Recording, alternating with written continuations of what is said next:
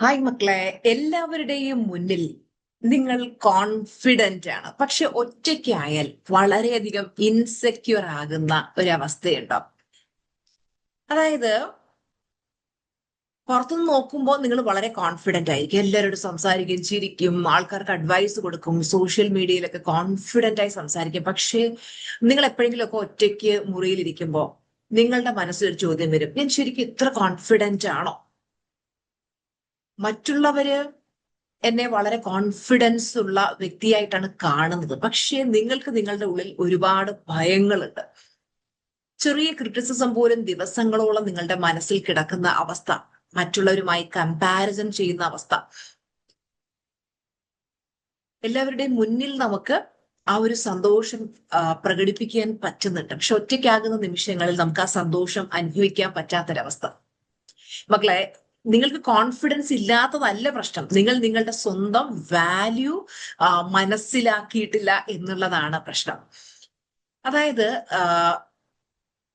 പലപ്പോഴും കോൺഫിഡൻസ് എന്നത് പലരും തെറ്റിദ്ധരിക്കുന്ന ഒരു കാര്യമാണ്. നന്നായിട്ട് ഡ്രസ്സ് ചെയ്യുക, നന്നായിട്ട് സംസാരിക്കുക, ആളുകളുടെ മുന്നിൽ സംസാരിക്കുക, എല്ലാവരും നമ്മളെ നോട്ടീസ് ചെയ്യുക, ഇതൊക്കെയാണ് കോൺഫിഡൻസ് എന്ന് പലരും കരുതുന്നത്. പക്ഷേ റിയൽ കോൺഫിഡൻസ് എന്ന് പറയുന്ന ആളുകളുടെ മുന്നിൽ നമ്മൾ എങ്ങനെ പെർഫോം ചെയ്യുന്നു എന്നുള്ളതല്ല. ഒറ്റയ്ക്കായിരിക്കുമ്പോൾ നിങ്ങൾ നിങ്ങളെക്കുറിച്ച് എന്താണ് ചിന്തിക്കുന്നത്, എന്താണ് വിശ്വസിക്കുന്നത് എന്നുള്ളതാണ്. എന്റെ കോച്ചിങ് ജേർണിയിൽ ഞാൻ കണ്ട ഒരു പെൺകുട്ടിയുടെ കഥ ഞാൻ നിങ്ങൾക്ക് പറഞ്ഞുതരാം. നമുക്ക് അവളെ മീര എന്ന് വിളിക്കാം. മീര എല്ലാവരുടെയും മുന്നിൽ വളരെ കോൺഫിഡന്റ് ആയിരുന്നു. ശരിക്കും ആ കുട്ടിയുടെ പേര് അതല്ല കേട്ടോ, നിങ്ങൾക്ക് മനസ്സിലാൻ വേണ്ടി ഞാൻ മറ്റൊരു പേര് പറഞ്ഞതാണ്. അവൾ എല്ലാവരുടെയും മുന്നിൽ വളരെ കോൺഫിഡന്റ് ആയിരുന്നു. ക്ലാസ്സിൽ നന്നായിട്ട് സംസാരിക്കും, എല്ലാവരെയും ചിരിപ്പിക്കും, ഫ്രണ്ട്സിനൊക്കെ നല്ല അഡ്വൈസ് നൽകും. പുറത്തു നോക്കിക്കഴിഞ്ഞാൽ അവൾക്ക് കോൺഫിഡൻസിൽ ഒരു കുറവില്ല. പക്ഷേ ഒരു ദിവസം അവൾ എന്നോട് പറഞ്ഞു: ടീച്ചർ, ഞാൻ ഒറ്റയ്ക്കാവുന്ന സമയത്ത് ഞാൻ എന്നെ തീരെ ഇഷ്ടപ്പെടുന്നില്ല. അവൾക്ക് സോഷ്യൽ മീഡിയ തുറക്കാൻ പേടിയായിരുന്നു. മറ്റുള്ളവരുടെ ഫോട്ടോസ് കണ്ടാൽ ഞാൻ അവരെക്കാട്ടിലൊക്കെ മോശം വ്യക്തിയാണോ എന്നുള്ള ചിന്ത അവളുടെ മനസ്സിലേക്ക് വരും. ആരെങ്കിലുമൊക്കെ അവളെ വിമർശിച്ചു കഴിഞ്ഞാൽ അവൾ പുറമേ ചിരിക്കും, പക്ഷേ വീട്ടിലെത്തിക്കഴിഞ്ഞാൽ അതേ വാക്കുകൾ വീണ്ടും വീണ്ടും അവൾ ഓർക്കും.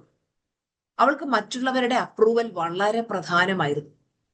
ഒരു ദിവസം അവൾ ചെറിയ എക്സസൈസ് ചെയ്തു. കണ്ണാടിയുടെ മുന്നിൽ നിന്ന് അവളോട് തന്നെ പറഞ്ഞു: മീര, എല്ലാവരും നിന്നെ ഇഷ്ടപ്പെടണം എന്ന് നിർബന്ധമില്ല, പക്ഷേ നീ നിന്നെ ഇഷ്ടപ്പെടാൻ പഠിക്കണം.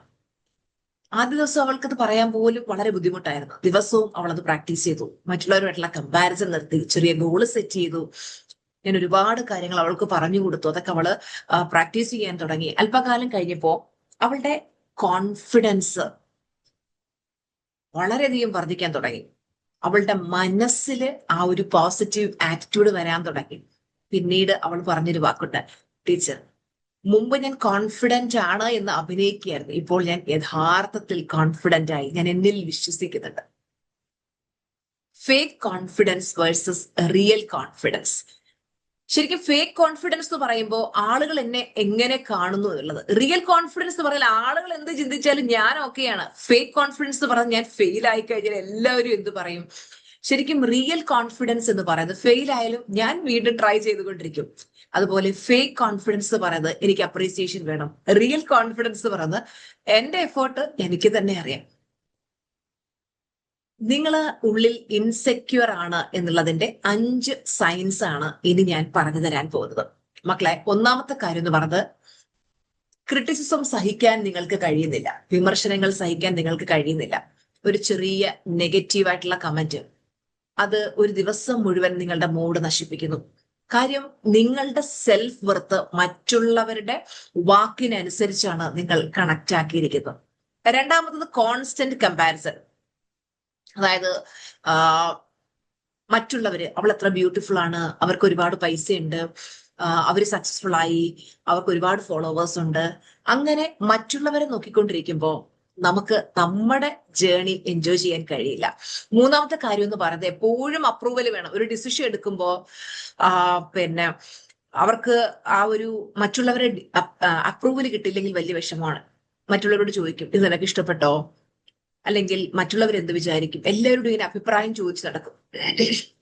അതായത് നമ്മുടെ ജീവിതത്തിന്റെ സ്റ്റിയറിംഗ് വീല് മറ്റൊരാളെ ഏൽപ്പിക്കുന്ന അവസ്ഥ. നാലാമത്തെ കാര്യം, ഒറ്റയ്ക്കായി കഴിഞ്ഞാൽ ഓവർ തിങ്കിങ്. പകലൊക്കെ ഓക്കെയാണ്, പക്ഷെ രാത്രിയില് നെഗറ്റീവായിട്ട് ചിന്തിക്കും. ഞാൻ അത്ര പോരാ, എനിക്ക് ഒരുപാട് കുറവുകളുണ്ട്, എനിക്ക് പല കഴിവുകളുമില്ല, മറ്റുള്ളവർ എന്നെ ഇഷ്ടപ്പെടുന്നുണ്ടോ, ഇങ്ങനെയുള്ള ഒരുപാട് ഇന്നർ ഇൻസെക്യൂരിറ്റീസ് ഉള്ള അവസ്ഥ. അഞ്ചാമത്തത്, നിങ്ങളുടെ അച്ചീവ്മെന്റ്സ് പോലും നിങ്ങൾ വാല്യൂ ചെയ്യുന്നില്ല. അതായത് നിങ്ങൾ എന്തെങ്കിലുമൊക്കെ അച്ചീവ് ചെയ്ത് കഴിഞ്ഞാൽ ഓ അതത്ര വലിയ കാര്യം ഒന്നും അല്ല എന്നാണ് ചിന്തിക്കുന്നത്. അതായത് നമ്മുടെ അച്ചീവ്മെന്റ്സിനെ പോലും നമുക്ക് അതിന്റെ ആ ഒരു സന്തോഷം പോലും ഫീൽ ചെയ്യാൻ കഴിയാത്ത അവസ്ഥ. മക്കളെ, നിങ്ങൾക്ക് കോൺഫിഡൻസ് ഉണ്ടാകാനായിട്ട് ഈ ലോകം മുഴുവൻ നിങ്ങളെ അപ്രീഷിയേറ്റ് ചെയ്യണം അല്ലെങ്കിൽ പ്രൈസ് ചെയ്യണമെന്ന് യാതൊരു നിർബന്ധമില്ല. നിങ്ങൾ നിങ്ങളെ തന്നെ വിശ്വസിക്കാൻ തുടങ്ങണം. നിങ്ങൾ പെർഫെക്റ്റ് ആകേണ്ട യാതൊരു ആവശ്യമില്ല. തെറ്റുകളൊക്കെ സംഭവിക്കും, ഫെയിലിയേഴ്സ് ഉണ്ടാവും. നിങ്ങളെക്കാട്ടിലും ടാലന്റ് ഉള്ള ഒരുപാട് ആളുകളുണ്ടാവും, നിങ്ങളെക്കാൾ ബ്യൂട്ടിഫുൾ ആയിട്ടുള്ള ആളുകളുണ്ടാവും, നിങ്ങളെക്കാൾ സക്സസ്ഫുൾ ആയിട്ടുള്ള ആളുകളുണ്ടാവും. പക്ഷേ നിങ്ങളെപ്പോലെ മറ്റൊരാളില്ല. അത് മനസ്സിലാക്കുക. നിങ്ങളുടെ ജേർണി, നിങ്ങളുടെ എക്സ്പീരിയൻസസ്, നിങ്ങളുടെ സ്ട്രഗിൾസ്, നിങ്ങളുടെ സ്ട്രെങ്ത് എല്ലാം യുണീക്ക് ആണ് എന്ന് മനസ്സിലാക്കുക. അപ്പൊ ശരിക്കും റിയൽ കോൺഫിഡൻസ് ബിൽഡ് ചെയ്യാനുള്ള 3 കാര്യങ്ങൾ ടീച്ചർമാർ പറഞ്ഞുതരാം. ഒന്നാമത്തത്, keep promises to your self. നിങ്ങൾ നിങ്ങളോട് തന്നെ പറഞ്ഞ കാര്യങ്ങൾ ചെയ്യും. രാവിലെ 6 മണിക്ക് അല്ലെ 5 മണിക്ക് എഴുന്നേക്കണം എന്ന് നിങ്ങൾ തീരുമാനിച്ചിട്ടുണ്ടായിരുന്നു, എഴുന്നേക്കും. എല്ലാ ദിവസവും ഒരു 15 മിനിറ്റ് ഗ്രാറ്റിറ്റ്യൂഡ് വാക്ക് ചെയ്യണം എന്ന് തീരുമാനിച്ചിട്ടുണ്ടായിരുന്നു, അത് ചെയ്യും. എല്ലാ ദിവസവും ബുക്കിൽ ഒരു 10 പേജ് വായിക്കണം എന്ന് നിങ്ങൾ തീരുമാനിച്ചിട്ടുണ്ടായിരുന്നു, അത് ചെയ്യും. Self confidence grows when self trust grows. രണ്ടാമത്തത്, do one uncomfortable thing every day. ആളുകളുടെ മുന്നിൽ സംസാരിക്കാൻ പേടിയാണോ? നിങ്ങൾ മെല്ലെ ഒരു ചെറിയ കോൺവെർസേഷൻ തുടങ്ങും, ആരോടെങ്കിലും ഒക്കെ ചെറുതായിട്ട് സംസാരിച്ച് തുടങ്ങും. നോ പറയാൻ മടിയാണോ? ആരോടെങ്കിലും ഒന്ന് ചെറുതായിട്ട് നോ പറഞ്ഞു നോക്കും. നിങ്ങളുടെ അഭിപ്രായം പറയാൻ പേടിയാണോ? ഇന്ന് തന്നെ നിങ്ങളുടെ അഭിപ്രായം മെല്ലെ ഒന്ന് പറഞ്ഞു നോക്കും. Confidence comes from evidence. നിങ്ങൾക്കത് ചെയ്യാൻ കഴിയുമെന്ന് നിങ്ങൾ തന്നെ സ്വയം വിശ്വസിക്കുന്ന ഒരു അവസ്ഥയിലേക്ക് വരണം. മൂന്നാമത്തെ കാര്യം എന്ന് പറയുന്നത്, stop asking for constant approval. എല്ലാ തീരുമാനത്തിനും എല്ലാവരുടെയും പെർമിഷൻ ആവശ്യമില്ല. പലർക്കും പല കാഴ്ചപ്പാടായിരിക്കും, മറ്റുള്ളവർ സംസാരിക്കുന്ന അവരുടെ കാഴ്ചപ്പാടിൽ നിന്നായിരിക്കും. നിങ്ങൾ നിങ്ങളുടെ മൂല്യങ്ങൾ തിരിച്ചറിയുക, നിങ്ങളുടെ ലക്ഷ്യങ്ങളെ നിങ്ങൾ താലോലിക്കുക, അതിനുവേണ്ടി വർക്ക് ചെയ്യുക, നിങ്ങളുടെ തീരുമാനങ്ങളിൽ ഉറച്ചു നിൽക്കുക.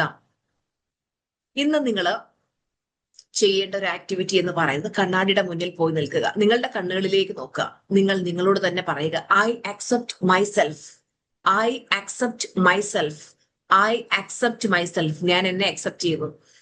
I am whole and complete, I am whole and complete, I am enough, I am becoming better every day. നിങ്ങൾ 21 ദിവസം ഇത് ചെയ്തു നോക്കൂ.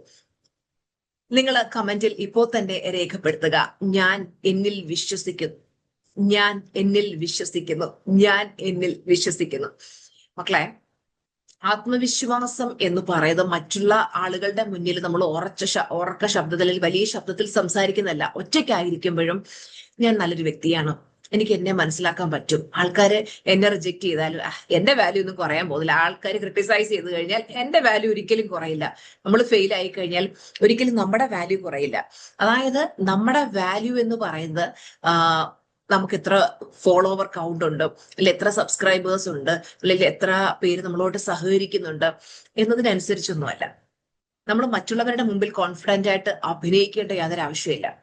നമ്മൾ നമ്മളെ തന്നെ സ്നേഹിക്കുക, നമ്മളെ ഇഷ്ടപ്പെടാൻ തുടങ്ങുക, നമ്മളുടെ ഓരോ സക്സസും നോക്കി നമ്മളെ തന്നെ സ്വയം അപ്രീഷിയേറ്റ് ചെയ്യുക, എപ്പോഴും സന്തോഷമായിട്ടിരിക്കാനായിട്ട് നിരന്തരം പരിശ്രമിച്ചുകൊണ്ടേയിരിക്കുക.